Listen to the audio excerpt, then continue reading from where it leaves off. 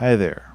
So, last week was my birthday, and my super awesome, loving, caring wife got me a soldering iron for my birthday, which is what I asked for.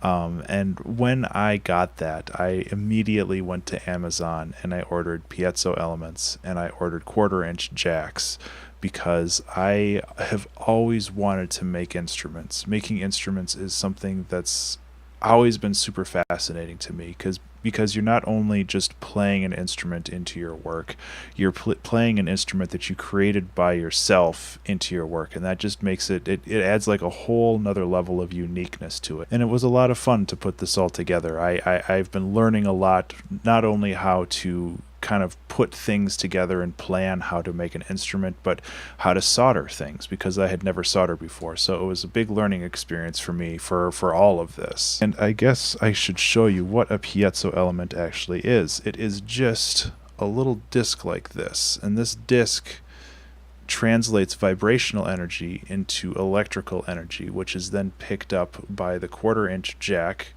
and it's soldered on there. Hopefully you can't see the poor soldering job I did, but all you have to do after that is just plug it in like that, and all the vibrations that happen in this gets translated into audio because it's sending an electric signal into this, which is being picked up by the jack, and you're all set to go.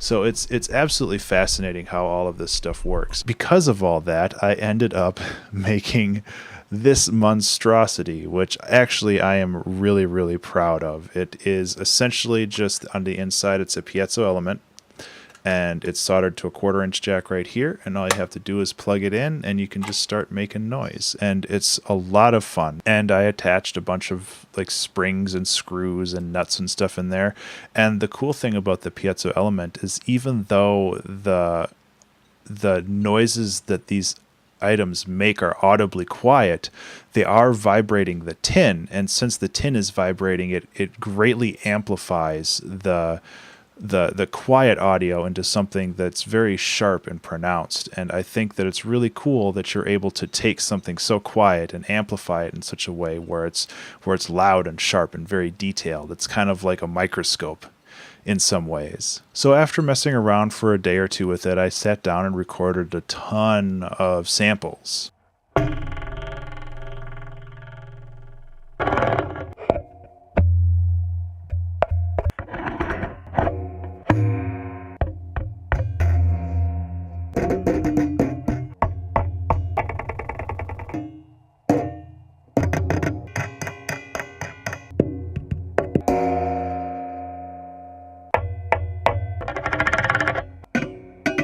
And then after that, I sat down again and I loaded up a bunch of guitar pedals and other Ableton effects, and I recorded a ton of other samples.